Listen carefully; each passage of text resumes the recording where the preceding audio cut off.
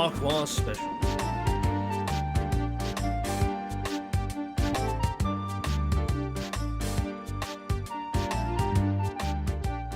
One evening, the Fat Controller came to the sheds at Ffarquhar with an important announcement.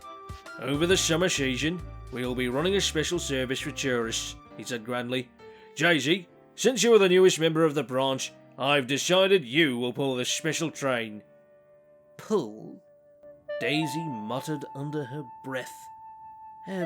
Thank you, sir, but I'm sure an engine like Toby would be much better suited to pull such a special train. He's old and quaint. He's basically an attraction all by himself." "Are you sure, Daisy? It was made especially for you." "No, sir, honestly, I insist." "Well, okay then. I'll have to make some slight changes to the schedule. Nonetheless, Toby will pull the Ffarquhar Special." Daisy awoke leisurely the next morning, as she tended to do. The other engines had already begun their work. Percy puffed up. "Look, Daisy! A special coach for Toby's train arrived this morning. Isn't it splendid?" She stared in awe at the beautiful double-decker coach. It had gleaming paint and smooth curves. Daisy's eyes twitched with jealousy. "Yes, Percy. Very splendid." She rolled away without saying another word. Daisy! Daisy! Where are you going, Daisy?" Daisy muttered angrily to herself as she trundled along with the mid-morning passenger service. "I should be pulling that train. The Fat Controller made it especially for me. It's elegant, not old and tired like Toby. He doesn't deserve to pull it. I must speak to the Fat Controller at once." When she arrived at the junction, she found Sir Topham on the platform. "Oh, Daisy, how are you travelling today?" Well, sir, I wanted to talk to you about a little misunderstanding we had yesterday.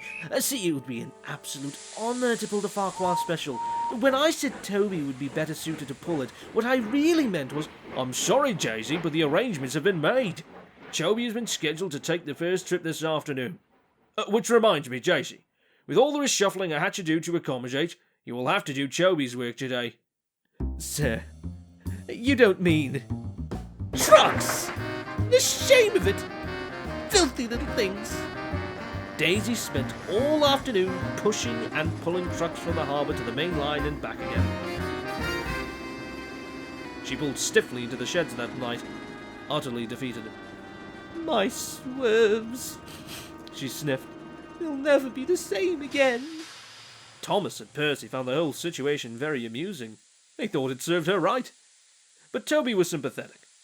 "You've done a good job today, Daisy. Not everyone can handle trucks the first time they pull them," he said, shooting a look at Thomas and Percy. They looked at their buffers. "How was my train?" Daisy asked longingly. "It was fine," said Toby quite indifferently. "All the fanfare's a bit beyond me, I think." Daisy was heartbroken. She wanted her special back. She wanted to give it all the glamour and fanfare she knew she could give. But there was nothing she could do, so she went sadly to sleep. The next day, Toby was pulling the Ffarquhar Special when he felt a pain in his boiler. He came to a stop with no station in sight. "We're going to have to call for another engine," said his driver. "I'll call for Thomas." "No," said Toby hastily. "I mean, he can't do it. He's pulling Annie and Clarabelle. Daisy should just be finishing her trip from the harbour, so she's the only engine who can do it." Okay." His driver was bemused, but not inclined to argue. Daisy's crew got the call as she arrived at the airfield station. She was very excited. "Let's go at once," she said. Soon she found Toby near Hackenbeck station. She was coupled to the back of the train, and she set off at once. The passengers cheered as they got moving. They stuck their heads out the windows and waved their hats at her. It was the most splendid sight Daisy had ever seen. She triumphantly puffed into the top station. The passengers all thanked her when they got off the special coach. She felt wonderful. But then she remembered Toby. "Toby, we'll have to get you to the works." She trailed off. Toby had been uncoupled from the train and was trundling away to the sheds. "I'm feeling much better now, Daisy. Thank you." That night, Daisy spoke to Toby. You weren't really sick today, were you? No, not really. Then why did you call for me to help you?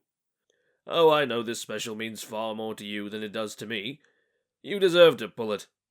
How about tomorrow I do my jobs, and you take the Ffarquhar Special?